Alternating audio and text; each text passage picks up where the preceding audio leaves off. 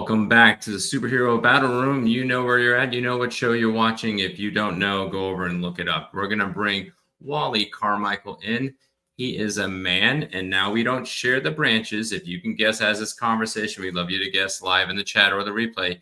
A man who served his country. Wow, I put her, so that was whack. And now helps build businesses. So we will go over and talk to him, and you can ignore that little banner. So we'll bring him live, and we'll get started.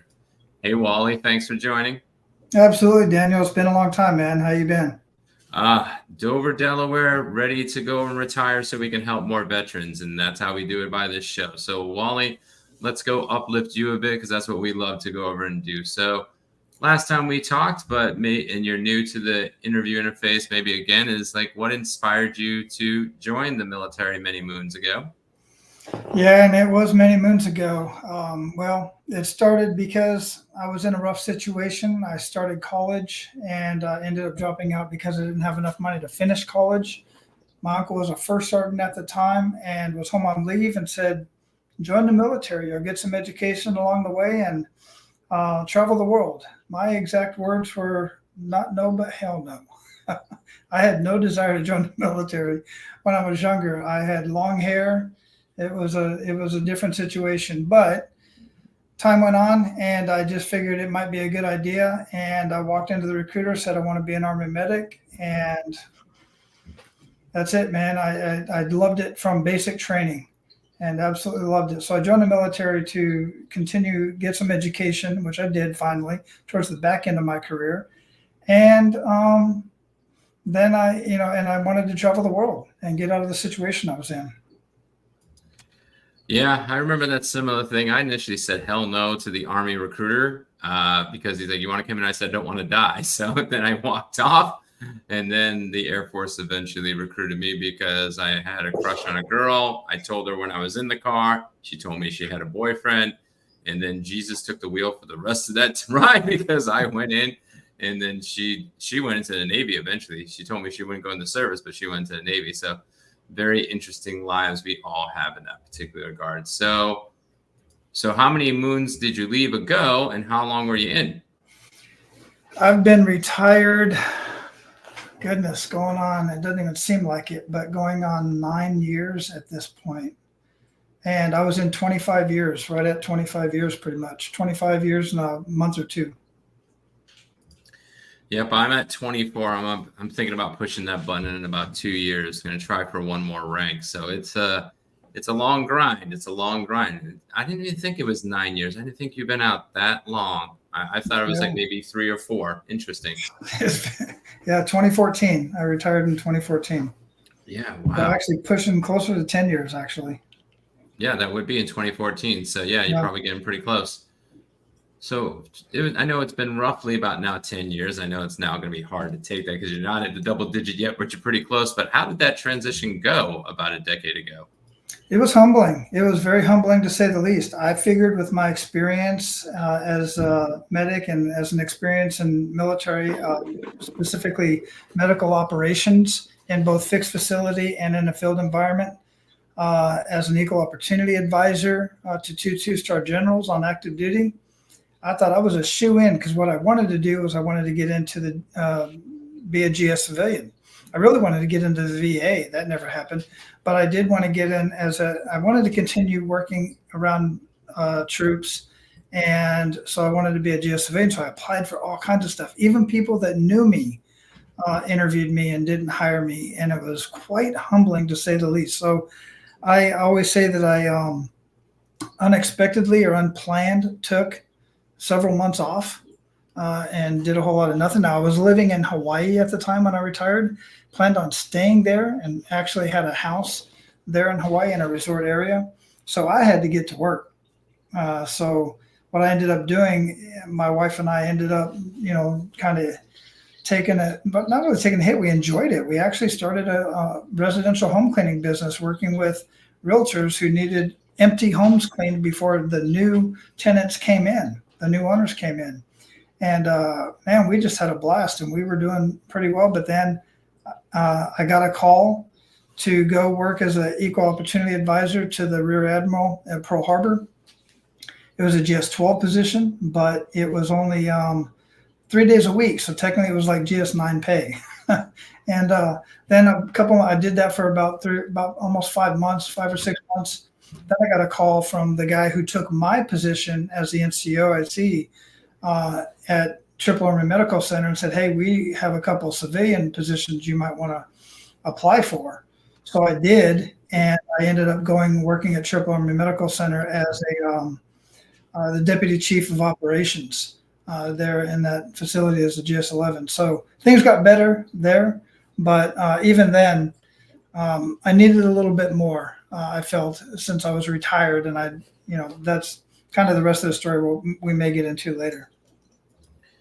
Man, I never thought of you as a GS employee. Like I said, I've known you for a few years and everything else, and I'm dying inside as a GS employee right now. My goal is to hit the button by the end of the year. If you're all listening and you're trying to make that transformation, and you're a content manager, I have Jay Boyum is working with us right now to go over and get our content out, the immersive course. But man, I never thought of you as a GS employee. I've always known you as an entrepreneur, which we'll get into in a second. But my mind's like hard to imagine. I knew about the medic, I knew about the military career, but man, the GS employee, man, I just don't. I did that for 3 years.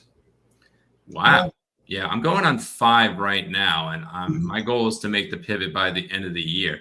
So let's talk about your pivot while we're at it. What made you make the pivot? I mean, you were getting up to like high-end GS employee, getting these offers and jobs, living in Hawaii, doing some cool things with the cleaning and everything else, but I see tons of business books. I see tons of different things that you're going over and doing in our community. So what made you make that pivot? Well, I've always been an entrepreneur, even as a kid. So that was always in the back of my mind. In fact, I had a couple businesses that I ran while I was on active duty. And while I was at GS-11, while I was working at operations in the medical center, I started a podcast.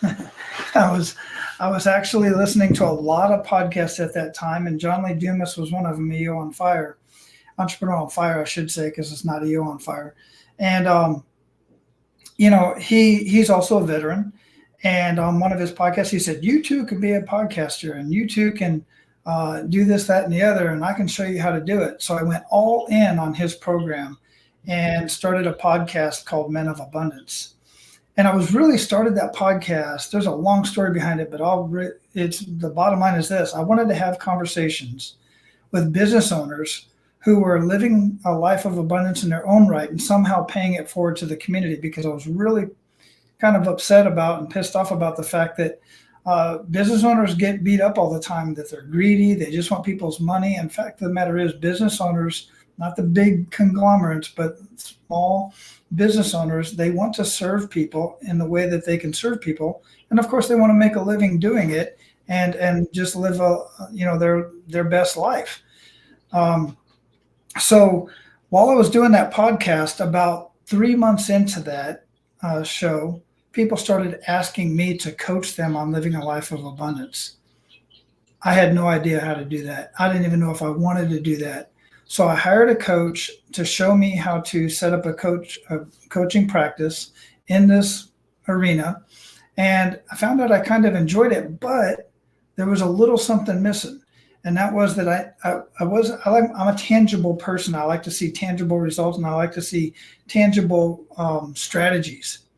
And mindset coaching and consulting just wasn't doing it for me. Although the clients were getting results, it was about abundance mindset, but they were getting better results at work, getting promotions, having better relationships with their family, losing weight. It wasn't even a weight loss program. It was just a abundance mindset. So I transitioned that from abundance mindset coaching into business coaching and consulting, and I hired yet another coach. That first coach introduced me to another coach who's a business consultant. And I've been a business consultant and strategist for the last 6 years. I've been full-time, 100% full-time for the last 5 years. That's why I ended up quitting that GS position, moved my family to Florida, and I actually put myself in a homeless situation for a minute. That's a conversation I don't know if you want to get into, but I did that for about a month and a half. And there's a whole reason behind that, but that's how I got into as a business consultant. And now over the last 3 years, I've been not only coaching and consulting small business owners, but also coaching and consulting business consultants all over the world. And matter of fact, I had 2 group calls today. I'm a little bit hoarse, so hopefully I can keep my voice. I got some water here. I think I love that. I love that, just going over, and you did it wisely, because I did it the exact opposite. You at least went for jobs when you got out and then got the coaches. So high recommendation, get yourself a coach. That's why we hired Jay Boyum as our strategic coach on getting to the next step for us. And it's one of those things I didn't go over and do. I just tried to pursue everything myself when I got out. So I almost went homeless too. So I would love to go over and cover that briefly about the secret fuel, because that's probably one of the hardest things as a veteran, is that when we get to that point, we come homeless or struggling and everything else, and you get moments of real well, but then you get down like fiscally or something happens. So yeah, what did you go over through that experience, and how did you deal with that pressure and tough time when you were homeless for about 6 weeks? Mm-hmm. Yeah, so the reason why we did that was my wife made a decision. She's like, look, we were in we sold our house and somewhere during that whole transition, and we ended up living in a beach house on Oahu, and we were paying about $3,000 a month for that beach house. And then they raised the rent another $400. We stayed there for 2 years. The 3rd year, they're going to raise the rent $400. We're like, we just cannot justify this anymore. So my wife made the decision. She said, look, me and the boys, we still had 2 of our 3 boys home, are going to move to Florida, and we're going to live just off of the retirement and disability and see how everything works out. She said, you're going to stay here in Hawaii and stay at the job, and we're going to basically bank that money. And then that's when she left, that was when I kind of started the business, right? So what ended up happening was when they left, I rented a room out of some people's house who they were hardly ever there. But once in a while, some cousins would come over. Hawaii, it's like cousins and uncles and aunties and just huge families. They would just randomly show up. And, I'm there in the house like by myself. I don't even know they're coming over, don't even realize it. So it was kind of disruptive. And then on top of that, that was supposed to last about a year. It ended up lasting, I honestly can't remember the time frame, but let's say it was 5 months. And I'm like, that's enough of this. I didn't retire so that I could be away from my family again.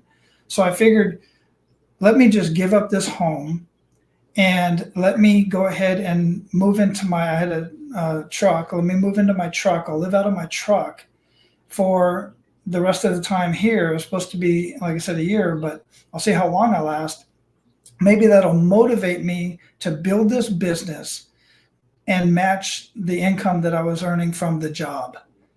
And so that's what I did. May 1st of 2018, I think it was. Don't quote me on the dates here. I know somebody's going to fact check me. But May 1st of that year, I gave up the keys, put everything that I had into storage. And, remember, I still had a full-time job. I had military installation access, so that's where I showered, which is at the gym.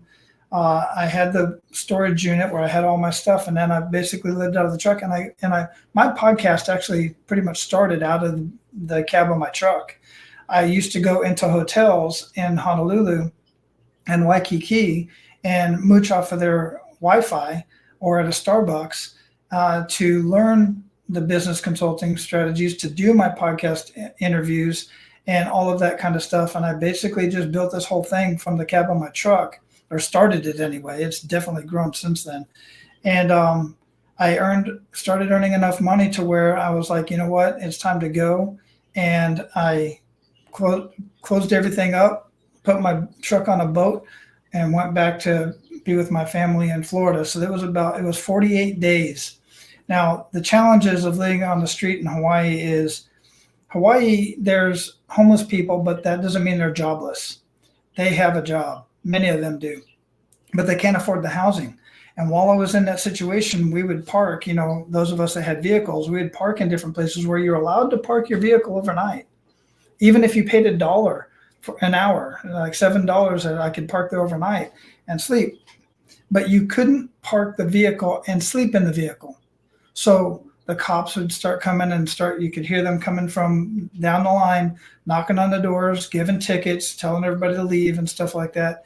So technically, homeless people don't sleep, man.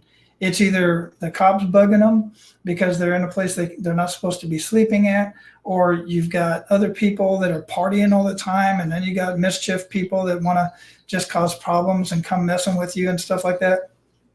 It's exhausting, man. So, and nobody that I worked with, even close, I have a high school friend of mine who still lives in Hawaii. We ended up out there together. And I went and visited him I was at his house on Thanksgiving of that year, and he didn't even know I was in a homeless situation. So I didn't tell anybody. The only people knew was my wife and my kids that were back in Florida. Wow. That sounds like almost like the ketchup and mustard stories of Mark Cuban, in a sense that you grind it out to get your motivation. I've been wrestling with that right now, is about to put a line in the sand for my reserve retirement. So then I'm more motivated to then get this up and rolling. So I was like, I think I'm putting the line in the sand December 31st of 2026. But man, that is a really aggressive goal. You're taking care of the family and everything else, and then yet you're being homeless, driving basically living in your truck. Man, you got more. Yeah, another neat thing about that was I got so bored while I was there by myself before I put myself in the homeless situation. Was I got so kind of bored and family's not around and I'm building this business. I actually started driving rideshare. That was one of the funnest things that I've done in a long time, especially in Honolulu and Waikiki, because you got tourists from all over the world, man. And people love, my truck was a Toyota Tacoma with a 3-inch lift. So especially, people from other countries, they're not used to that. Like Japanese, people coming from Japan and Philippines and stuff like that. They're not used to those big trucks. So they had a lot of fun with it. So I had to have a step stool for some of them to get up in there. So yeah, the whole reason why I like to say that I really did that whole bit was to get myself out of my comfort zone so that I could do what I had to do to get where I wanted to be. Yeah, I think sometimes we need to go over and do that. And that's why I'm really trying to put the line in the sand. I've been praying about it for the past week or so. And I really think I'm just going to put that line in the sand. And my goal is by the end of the year, me and my wife are now working together in our business. So we expanded the prayer room into this podcast and this overall business to go over and do that. So I love reconnecting with some of our guests to go over and be like, re-motivate me. And I'm like, all right, I don't need to go homeless for 48 days. I've been almost homeless 4 times. And I mean, legit homeless, like we almost lost everything. But it's a good reminder sometimes is that you need to do something a little outside of comfort zone or extreme to go get those extreme abundant blessings. So as you're coaching people across the world and everywhere else, and you have moved around the world and then some, what tactics would you either give your clients if you had to give 3 tips? Let's say maybe your homeless self during those 48 days. What 3 tips would you go over and give to get from that survival mode to that thriving? Yeah, first and foremost, coming from the Men of Abundance process is mindset. It's really, mindset is extremely important. I can give two business owners in the same industry, in the same basically the same type of location. Everything's the same. And I can give them the same strategies that I absolutely positively know work in those strategies in those businesses. But if the mindset isn't right, then the one with the can-do mindset and this is going to happen mindset is going to win over the one that just is like, you know what, I'm just going through the motions because this is what I'm supposed to do as a business. I know where I want to be. These are my goals, but they just don't believe in them. And they don't believe in themselves and they don't believe in the strategies, but they're still going to just go through the motions. It's extremely powerful. And I've proven it time and time again. The challenge is many business owners and many veterans, quite frankly, mostly men, as soon as I start talking mindset to them, they shut down. They don't want none of that. So I talk strategy. Remember I was talking about the transition from Men of Abundance to Abundance and Prosperity Business Mastery in the strategies. I start with the hard strategies and get it done. And then the next thing, I'm using mindset, but they don't even realize that I'm improving their mindset by reframing what it is they're telling me. For instance, if they see something like, well, what does it cost? Well, I reframe it with, well, your investment will be, all right. It's just little things like that that I've really gotten very good at and helping a business owner. So there's probably 2 or 3 strategies in there that might answer that question. Yeah, I would say that just mindset in itself is the probably most powerful thing. If you have a fixed mindset, you're just going to stay where you're at. And sometimes breaking that would be easier than just going over and putting yourself outside of your comfort zone, which I would think that's another superhero tactic that you probably apply to, is that you got to take those moments in life and put yourself out to the next level. So that was really cool. And I loved how you like actually showed an experience of that, because you had to do that. You literally had to go over and do that. Man, I wish I had more time to explore about that 48 days. That should be like a book. I agree. I've been told that multiple times. Well, I would totally write it. I mean, we write books all the time. I mean, books are easy to go and write nowadays. I'm like, we got some out there and everything else. My wife's got a few. So definitely that's a great way to go over and get the message out there. So Wally, I want to thank you for going over and joining us again. I'm going to give you the floor one more time about going over and talking about Center Mass Consulting, what you got up and going. And then if you can close us out with either a great quote or like a call to action, and then we'll go to credits. Yeah, absolutely. I appreciate that. And I appreciate this opportunity, Daniel. So Center Mass Consulting, really I have in all basically 3 businesses. I consult business coaches and consultants. Primarily that site, centermassconsulting.com, is specifically talking to veterans who are in transition or have been out for a while and want to put their leadership experience to work. And business owners need that leadership experience. We can teach. I have a whole team in place to teach all the business consulting, and we build out websites and do all the assets that you need to build your business consulting practice. For business owners and for business consultants, I have another business that's called Hydra Business Suite. Don't worry about that. Don't worry about writing that down. It's on that site. If you go to centermassconsulting.com/W2S, you're going to find something there for you. Rather, you are a small business owner and you want to improve your business, I've got a way there for you. You just provide some information, look your business up right there in the form, and it will create a marketing audit specifically to your business. This is the actual marketing audit. This isn't something that is just kind of made up. It's literally pulling from the internet your marketing, your online footprint. Shows what your Google business profile looks like. It shows if you have a chat widget on your website, if you even have a chat widget, if it's on WordPress, how fast it is, how fast or slow it is on mobile versus PC, all of that stuff. And then also there, if you want to consider taking a look at what it would take for you to, and if you qualify, if it's right for you to be a business consultant, then go to that site, take a look at either one. I've got them laid out there, and just take action on one of those 2.